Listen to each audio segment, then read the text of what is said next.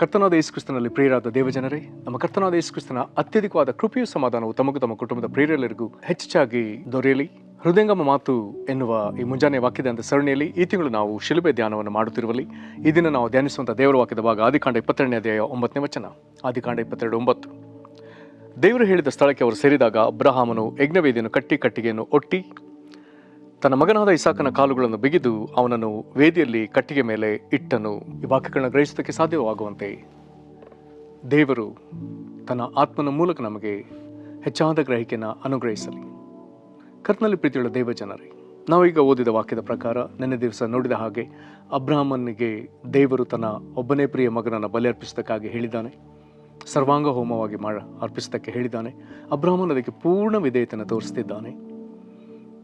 ಈಗ ಬೆಟ್ಟದ ಬುಡಕ್ಕೆ ಬಂದ ಇವರು ಆಳುಗಳನ್ನ ಕತ್ತೆಗಳನ್ನ ಅಲ್ಲೇ ಬಿಟ್ಟು ಈಗ ಇಸಾಕನ ಮೇಲೆ ಕಟ್ಟಿಗೆನ ಹೊರಿಸಿ, ಇಲ್ಲಿ 6ನೇ ವಚನದಲ್ಲಿ ಇಸಾಕನ ಮೇಲೆ ಕಟ್ಟಿಗೆನ ಹೊರಿಸಿ ಅಬ್ರಹಾಮನ ತನ್ನ ಕೈಯಲ್ಲಿ ಬೆಂಕಿಯನ್ನು ಕತ್ತಿಯನ್ನು ತೆಗೆದುಕೊಂಡು ಇಬ್ಬರು ಈಗ ಮೇಲಕ್ಕೆ ಹೋಗ್ತಾರೆ. ಇದೆಲ್ಲೂ ಬಹಳ ಸೊಗಸಾದ ಸಂಗತಿ. ಇಸಾಕನು ಕಟ್ಟಿಗೆನ ಹೊತ್ತ ವಿಧದಲ್ಲಿ ಯೇಸು ಕ್ರಿಸ್ತನು ಶಿಲುಬೆನ ಹೊತ್ತಿದ್ದ ಬೆಟ್ಟವನ್ನೇರಿದ್ದಾನೆ. ಇಲ್ಲಿ ಅಬ್ರಹಾಮನು ಆ ಸ್ಥಳಕ್ಕೆ ಬಂದಾಗ ಈಗ ಯಜ್ಞವೇದಿಯನ್ನು ಸಿದ್ಧಪಡಿಸ್ತಾನೆ. ಕಟ್ಟಿಗೆನೆಲ್ಲ ಅಲ್ಲಿ ಜೋಡಿಸ್ತಾನೆ ಕಲ್ಲುಗಳ ಮೇಲೆ. ನಂತರದಲ್ಲಿ ಮಗನನ್ನು ಹಿಡಿದು ಅವನ ಕೈಕಾಲುಗಳನ್ನು ಬಿಗಿದು ಅವನ ಯಜ್ಞವೇದಿ ಕಟ್ಟಿಗೆ ಮೇಲೆ ಇಡ್ತಾನೆ. ಇದೊಂದು ಸಂಗತಿನ ಗಮನಿಸುವಾಗ ಎಲ್ಲಿಯೂ ಇಸಾಕನು ತಿರುಗಿ ಬಿದ್ದದನ್ನು ನಾವು ನೋಡುವುದಿಲ್ಲ. ಇಸಾಕನು ತಪ್ಪಿಸಿಕೊಳ್ಳೋ ಪ್ರಯತ್ನ ಪಟ್ಟದನ್ನು ನಾವು ನೋಡುವುದಿಲ್ಲ. ಇಸಾಕನು ತಂದೆಗೆ ವಿರುದ್ಧವಾಗಿ ಸಿಡಿದದ್ದನ್ನು ನಾವು ನೋಡುವುದಿಲ್ಲ. ಹಾಗಾದ್ರೆ ಇದೇನು? ಸತ್ಯವೇದದಲ್ಲಿ ಇಸಾಕನು ಪ್ರತಿ ಸಾರಿ ಬಹಳ ದೀನ ಮನುಷ್ಯನು, ಯಾರಿಗೂ ತಿರುಗಿ ಬೀಳದ ಸ್ವಭಾವದವನು. ಮುಂದೆ ನಾವು 26ನೇ ಅಧ್ಯಾಯದ ಘಟನೆಯನ್ನು ಓದುವಾಗ ಬರಗಾಲದಲ್ಲಿ ಬೀಜ ಬಿತ್ತುವಂಥ ಪ್ರೇರೇಪಣೆಯನ್ನು ಹೊಂದಿ ಬೀಜ ಬಿತ್ತಿದವನು. ಅವನು ಅಬ್ರಹಾಮನ ಬಾವಿಗಳನ್ನ ತೋಡಿಸಿದಾಗ ಫಿಲಿಸ್ಟರು ಅದಕ್ಕಾಗಿ ಜಗಳ ಮಾಡಿ ಅದು ನಮ್ಮದೆಂಬುದಾಗಿ ಅದನ್ನ ಕೇಳ್ತಾರೆ, ಸುಮ್ಮನೆ ಬಿಟ್ಟು ಕೊಡ್ತಾನೆ. ಮತ್ತೆ ಬಾವಿಯಾಗಿವಾಗ ಜಗಳ ಆಡ್ತಾರೆ, ದ್ವೇಷ ತೋರಿಸ್ತಾರೆ, ಅವ್ರು ಕೇಳಿದನ್ನೆಲ್ಲ ಬಿಟ್ಟು ಕೊಡ್ತಾನೆ. ತಿರುಗಿ ಮುಂದುವರೆದು ಬಾವಿ ತೋಡುವಾಗ ಅಲ್ಲಿಂದ ಆತನನ್ನು ವಿರೋಧಿಸುವವರಿಲ್ಲ. ಅದರ ಅರ್ಥ ತಿರುಗಿ ಬೀಳುವವನಲ್ಲ, ಶಾಂತ ಸ್ವಭಾವದವನು, ದೀನ ಮನಸ್ಕನು, ತಗ್ಗಿದ ಭಾವದವನು, ವಿಧೇಯ ಹೃದಯನು, ಪ್ರಯತ್ನಶೀಲನು, ಪ್ರಯತ್ನಕ್ಕೆ ಪ್ರಯತ್ನ ಕೂಡಿಸುವವನು. ಅವನು ದೀನನು, ತಗ್ಗಿಸಿಕೊಳ್ಳುವ ನಿಜ, ಆದರೆ ವಿಪರೀತ ಪರಿಶ್ರಮ ಪಡುವವನು. ಎಲ್ಲವೂ ನಮ್ಮ ಕರ್ತನಾದ ಯೇಸು ಕ್ರಿಸ್ತನ ಸ್ವಭಾವವನ್ನು ತೋರಿಸ್ತದೆ. ಕರ್ತನಾದ ಯೇಸು ಕ್ರಿಸ್ತನ ಕಲ್ವಾರಿ ಶಿಲುಬೆಯ ಆ ಸಂದರ್ಭಕ್ಕೆ ಬರುವಾಗ ಯಾರಿಗೂ ತಿರುಗಿ ಬೀಳಲಿಲ್ಲ. ಎಲ್ಲಿಯೂ ಆತನ ಯಾರಿಗೂ ತಿರುಗಿ ಬೀಳಲಿಲ್ಲ.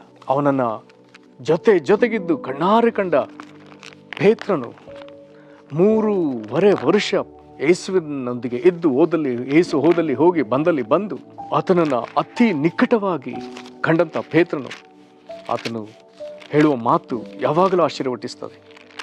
1 ಪೇತ್ರ 2ನೇ ಅಧ್ಯಾಯದ 22ನೇ ವಚನದಲ್ಲಿ ಆತನು ಯಾವ ಪಾಪವನ್ನು ಮಾಡಲಿಲ್ಲ, ಆತನ ಬಾಯಲ್ಲಿ ಯಾವ ವಂಚನೆ ಸಿಕ್ಕಲಿಲ್ಲ. 23ನೇ ವಚನ, ಬೈಯುವವರನ್ನು ಆತನು ಪ್ರತಿಯಾಗಿ ಬೈಯಲಿಲ್ಲ, ಆತನು ಬಾಧೆಯನ್ನು ಅನುಭವಿಸಿದಾಗ ಯಾರನ್ನೂ ಬೆದರಿಸದೆ ನ್ಯಾಯವಾಗಿ ತೀರ್ಪು ಮಾಡುವ ಆತನಿಗೆ ತನ್ನ ಕಾರ್ಯವನ್ನು ಒಪ್ಪಿಸಿದನು. ತನ್ನನ್ನು ಹಿಂಸಿಸುವವರು ಯಾರಿಗೂ ಆತನು ತಿರುಗಿ ಬೀಳಲಿಲ್ಲ, ದೇವರಿಗೂ ಆತನು ತಿರುಗಿ ಬೀಳಲಿಲ್ಲ. ದೇವರೇ ನನ್ನನ್ನು ಯಾಕೆ ಈ ರೀತಿಯಾಗಿ ಎಲ್ಲ ದಂಡಿಸ್ತೆಂಬುದಾಗಿ ದೇವರಿಗೆ 2 ಮಾತುಗಳನ್ನ ತಿರುಗಿ ಮಾತನಾಡಲೇ ಇಲ್ಲ. ಅಲ್ಲಿ ಬರ್ತದೆ ಯೆಶಾಯ 50ನೇ ಅಧ್ಯಾಯದ 5ನೇ ವಚನದಿಂದ ಮುಂದುವರೆದು ಕೆಲವು ವಾಕ್ಯಗಳನ್ನ ಓದುವಾಗ, ಕರ್ತನಾದ ಯೆಹೋವನು ನನ್ನ ಕಿವಿಯನ್ನು ತೆರೆದಿದ್ದಾನೆ, ನಾನು ಎದುರು ಬೀಳಲಿಲ್ಲ, ವಿಮುಖನಾಗಲೂ ಇಲ್ಲ. ಒಡೆಯುವವರಿಗೆ ಬೆನ್ನು ಕೊಟ್ಟು ಕೂದಲು ಕೀಳುವವರಿಗೆ ಗಡ್ಡವನ್ನು ಒಡ್ಡಿದನ್ನು ಉಗುಳಿಸಿಕೊಳ್ಳುವ ಅವಮಾನಕ್ಕೆ ನನ್ನ ಮುಖವನ್ನು ಮರೆ ಮಾಡಲಿಲ್ಲ. ಕರ್ತನಾದ ಯೆಹೋವನು ನನಗೆ ಸಹಾಯ ಮಾಡುವನು, ಆದ ಕಾರಣ ನಾನು ನಾಚಿಕೆಯಿಂದ ಕೊರಗಲಿಲ್ಲ.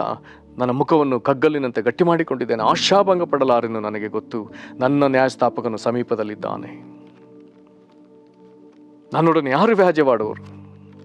ಕರ್ತನಲ್ಲಿ ಪ್ರೀತಿಯುಳ್ಳ ದೇವಜನ, ಇಸಾಕನು ಯಾರಿಗೂ ತಿರುಗಿ ಬೀಳಲಿಲ್ಲ, ತನ್ನ ತಂದೆಗೂ ತಿರುಗಿ ಬೀಳಲಿಲ್ಲ. ಹಾಗಾದ್ರೆ ಈತನು ಮುಂದೆ ಯೇಸು ಕ್ರಿಸ್ತನು ಹೇಗೆ ಇಡೀ ಲೋಕದ ಪಾಪವನ್ನು ಹೊತ್ತು ಅನೇಕರಿಂದ ಆತನ ಅವಮಾನವನ್ನು ಅನುಭವಿಸಿ ಹಿಂಸೆಯನ್ನು ತಾಳುವಾಗ ಪ್ರಯತ್ನಕ್ಕೆ ಪ್ರಯತ್ನ ಯೇಸು ಕ್ರಿಸ್ತನು ಮುಂದುವರಿಸ್ತಾನೆ ಹೊರತು ಈ ದೊಡ್ಡ ಹೋರಾಟದಲ್ಲಿ ಆತನು ತನ್ನನ್ನು ತಪ್ಪಿಸಿಕೊಳ್ಳುವಂಥ ಕೆಲಸ ಮಾಡಲೇ ಇಲ್ಲ. ಎಲ್ಲವುಗಳನ್ನು ಮೌನವಾಗಿ ಆತನು ತಾಳಿಕೊಂಡ.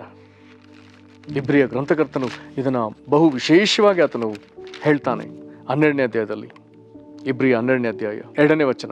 ನಂಬಿಕೆಯನ್ನು ಹುಟ್ಟಿಸುವನು ಪೂರೈಸುವನಾಗಿರುವ ಯೇಸುವಿನ ಮೇಲೆ ದೃಷ್ಟಿ ಇಟ್ಟು ನಮಗೆ ನೇಮಕವಾದ ಓಟವನ್ನು ಸ್ಥಿರಚಿತ್ತದಿಂದ ಓಡೋಣ. ಆತನು ತನ್ನ ಮುಂದೆ ಇಟ್ಟಿದ್ದ ಸಂತೋಷಕ್ಕೋಸ್ಕರ ಅವಮಾನವನ್ನು ಅಲಕ್ಷ್ಯ ಮಾಡಿ ಶಿಲುಬೆ ಮರಣವನ್ನು ಸಹಿಸಿಕೊಂಡು ದೇವರ ಸಿಂಹಾಸನದ ಬಲಗಡೆಯಲ್ಲಿ ಆಸನಾರೂಢನಾಗಿದ್ದಾನೆ. ಹಾಗಾದರೆ ಮುಂದಿರುವಂಥ ಮಹಿಮೆಗೋಸ್ಕರ ಈಗಿನ ಅವಮಾನವನ್ನು ಆತನು ಸಹಿಸಿಕೊಂಡಿದ್ದ. ಪೌಲನು ಫಿಲಿಪ್ಪಿಯರಿಗೆ ಬರೆಯುವಾಗ ಯೇಸುಕ್ರಿಸ್ತನ ಈ ತಗ್ಗಿಸಿಕೊಳ್ಳುವಿಕೆ ವಿಧೇಯತೆಯನ್ನು ಆತನು ವಿಶೇಷವಾಗಿ ಬರೀತಾನೆ. ಫಿಲಿಪ್ಪಿ 2:8 ಹೀಗೆ ಆತನ ಆಕಾರದಲ್ಲಿ ಮನುಷ್ಯನಾಗಿ ಕಾಣಿಸಿಕೊಂಡಿದ್ದಾಗ ತನ್ನನ್ನು ತಗ್ಗಿಸಿಕೊಂಡು ಮರಣವನ್ನೆಂದರೆ ಶಿಲುಬೆ ಮರಣವನ್ನಾದರೂ ಹೊಂದುವಷ್ಟು ವಿಧೇಯನಾದರೂ ತಗ್ಗಿಸಿಕೊಂಡು ವಿಧೇಯನಾದ. ಕರ್ತನಲ್ಲಿ ಪ್ರೀತಿಯುಳ್ಳ ದೇವಜನರೇ, ಯಾಕೆ ಹೀಗೆ? ಯೇಸುವಿನೊಳಗೆ ಒಂದು ದೃಢವಾದ ತೀರ್ಮಾನವಿದೆ, ಬಹಳ ಪ್ರಬಲವಾದ ಒಂದು ತೀರ್ಮಾನವಿದೆ. ತಂದೆ ಚಿತ್ತವನ್ನು ನೆರವೇರಿಸೋದಕ್ಕಾಗಿ ಬಂದವನು ಅದನ್ನು ಮಾತ್ರ ಪೂರೈಸಲೇಬೇಕು. ಅದನ್ನು ಯೇಸುಕ್ರಿಸ್ತನು ತನ್ನ ಶಿಷ್ಯರಿಗೆ ಹೀಗೆ ಪ್ರಕಟಪಡಿಸ್ತಾನೆ. ಯೋಹಾನ 4ನೇ ಅಧ್ಯಾಯದ 34ನೇ ವಚನದಲ್ಲಿ ಹೀಗೆ ಬರ್ತದೆ. ಯೋಹಾನ 4:34 ಯೇಸು ಅವರಿಗೆ, ನನ್ನನ್ನು ಕಳಿಸಿದ ಆತನ ಚಿತ್ತದಂತೆ ಮಾಡಿ ಆತನ ಕೆಲಸವನ್ನು ಪೂರೈಸುವುದೇ ನನ್ನ ಆಹಾರವು. ನನ್ನನ್ನು ಕಳಿಸಿದ ಆತನ ಚಿತ್ತದಂತೆ ಮಾಡಿ ಆತನ ಕೆಲಸವನ್ನು ಪೂರೈಸುವುದೇ ನನ್ನ ಆಹಾರವು. ಪ್ರಿಯರೇ, ಹಾಗಾದರೆ ದೇವರು ನಮಗೆ ಪ್ರತಿಯೊಬ್ಬೊಬ್ಬರಿಗೂ ಪ್ರತ್ಯೇಕ ಜವಾಬ್ದಾರಿಗಳನ್ನ ಕೊಟ್ಟಿದ್ದಾನೆ. ಅದು ಯಾವ ಹಂತದ್ದು, ಯಾವ ಮಟ್ಟದ್ದು? ಹಾಗಾದರೆ ದೇವರು ಕೊಟ್ಟ ಕೆಲಸವನ್ನು ಪೂರೈಸುವುದೇ. ಗೆತ್ಸೇಮನೆ ತೋಟದಲ್ಲಿ ತಂದೆ ಬಳಿ ಹೇಳ್ತಾನೆ, ನಾ ಹೇಗೂ ನನ್ನ ಚಿತ್ತವಲ್ಲ ನಿನ್ನ ಚಿತ್ತದಂತೆ ಆಗ. ನಾನು ನನ್ನ ಚಿತ್ತ ಪೂರೈಸೋದಕ್ಕಾಗಿ ಬರಲಿಲ್ಲ ತಂದೆ, ನೀನು ನಿನ್ನ ಚಿತ್ತವನ್ನು ನೆರವೇರಿಸೋದಕ್ಕಾಗಿ ಕಳಿಸಿದಿ, ನಾನು ಅದಕ್ಕೆ ಬದ್ಧನಾಗಿ ನಿಲ್ತೇನೆ. ಪ್ರಾರ್ಥನೆ ಮಾಡೋಣ. ಮಹಾಕೃಪೆಯ ಪರಲೋಕ ತಂದೆ, ಯೇಸು ಕ್ರಿಸ್ತನ ಈ ಸ್ವಭಾವವನ್ನು ನಾವು ಇಸಾಕನಿಂದ ಅರ್ಥಕೊಳ್ಳುವಂತೆ ಮಾಡಿ, ಯೇಸು ಕ್ರಿಸ್ತನ ಕುರಿತಾಗಿ ಅನೇಕ ಪ್ರವಾದನೆಗಳು ನೆರವೇರಿದ ಭಾಗಗಳನ್ನ ಕರ್ತನೆ ನಾವು ಕಾಣುವುದಕ್ಕೆ ಕೃಪೆ ಕೊಟ್ಟಿಯಲ್ಲ. ಕರ್ತನಾದ ಯೇಸುವೆ, ನೀನು ಹೇಗೆ ತಾಳ್ಮೆಯುಳ್ಳವನಾಗಿ, ದೀನ ಸ್ವಭಾವವುಳ್ಳವನಾಗಿ, ಸಮಾಧಾನಶೀಲನಾಗಿ ತಗ್ಗಿಸಿಕೊಂಡು ವಿಧೇಯನಾದಿ ತಂದೆ ಕೊಟ್ಟ ಜವಾಬ್ದಾರಿಗಳಿಗೆ ನೀನು ಕರ್ತನೆ ವಿಮುಖನಾಗಲೇ ಇಲ್ಲ, ತಿರುಗಿ ಬೀಳಲೇ ಇಲ್ಲ, ಅವಿಧೇಯನಾಗಲೇ ಇಲ್ಲ. ಕರ್ತನೇ, ನಾವು ನಿನಗೆ ಸ್ತೋತ್ರ ಸಲ್ಲಿಸ್ತೇವೆ. ಈ ನಿನ್ನ ಮಹಾ ತ್ಯಾಗಕ್ಕಾಗಿ ನಾವು ನಿನ್ನನ್ನು ಕೊಂಡಾಡ್ತೇವೆ. ನಿನ್ನ ದೀನ ಮನಸ್ಸಿಗಾಗಿ ಸ್ತೋತ್ರ ಹೇಳ್ತೇವೆ. ಗೆತ್ಸೇಮನೆ ತೋಟದಲ್ಲಿ ತಂದೆ ಎದುರು ನೀನು ಬೋರಲು ಬಿದ್ದು, ತಂದೆಯೇ ಹೇಗೂ ನನ್ನ ಚಿತ್ತವಲ್ಲ ನಿನ್ನ ಚಿತ್ತದಂತೆ ಆಗಲಿ ಎಂಬುದಾಗಿ ತಂದೆ ಚಿತ್ತಕ್ಕೆ ಒಪ್ಪಿಸಿಕೊಟ್ಟಿಯಲ್ಲ. ಶಿಷ್ಯರೆದುರು ನಿಂತಾಗ ಯೇಸುವೆ, ನನ್ನನ್ನು ಕಳಿಸಿದ ಆತನ ಚಿತ್ತದಂತೆ ಮಾಡಿ ಆತನ ಕೆಲಸವನ್ನು ಪೂರೈಸುವುದೇ ನನ್ನ ಆಹಾರ ಎಂಬುದಾಗಿ ಹೇಳಿಕೊಂಡು ಅದನ್ನು ಮಾಡುವುದಕ್ಕಾಗಿ ಆತುರ ಪಟ್ಟಿಯಲ್ಲ. ಲೋಕ 9ನೇ ಅಧ್ಯಾಯದಲ್ಲಿ ಯೆರೂಸಲೇಮಿನ ಕಡೆಗೆ ಕರ್ತನೆ ನೀನು ಈ ರಕ್ಷಣಾ ಕಾರ್ಯಕ್ಕಾಗಿ ಒಂದು ವೇಗವಾಗಿ ನಡೆಕೊಂಡು ಬಂದಿಯಲ್ಲ. ಪ್ರಯತ್ನಕ್ಕೆ ಪ್ರಯತ್ನವನ್ನು ಕೂಡಿಸಿದ ಯೇಸುವೆ, ಕರ್ತನೆ ನೀನು ನಮಗೆ ಕೊಟ್ಟ ಜವಾಬ್ದಾರಿಗಳ ಕಡೆಗೆ ನಿನ್ನ ಚಿತ್ತವನ್ನು ನೆರವೇರಿಸುವ ಆ ಹಾದಿಯಲ್ಲಿ ಕರ್ತನೆ ನಾವು ಸ್ವಲ್ಪವಾದರೂ ಸಫಲರಾಗುವುದಕ್ಕೆ, ದಿನದಿಂದ ದಿನಕ್ಕೆ ಹಂತವಾಗಿ ಸಫಲರಾಗುವಂತೆ ನಮ್ಮನ್ನು ಬಲಪಡಿಸಿರಿ. ವಾಕ್ಯವನ್ನು ಕೇಳುವ ಪ್ರತಿಯೊಬ್ಬೊಬ್ಬರನ್ನು ಆಶೀರ್ವದಿಸಿರಿ. ಯೇಸು ಕ್ರಿಸ್ತನ ಹೆಸರಲ್ಲಿ ಬೇಡದೇವೆ ನಮ್ಮ ತಂದೆಯೇ, ಆಮೇನ್. ಕರ್ತನೆ ನಿಮ್ಮನ್ನು ಆಶೀರ್ವದಿಸಲಿ. ಬಂದ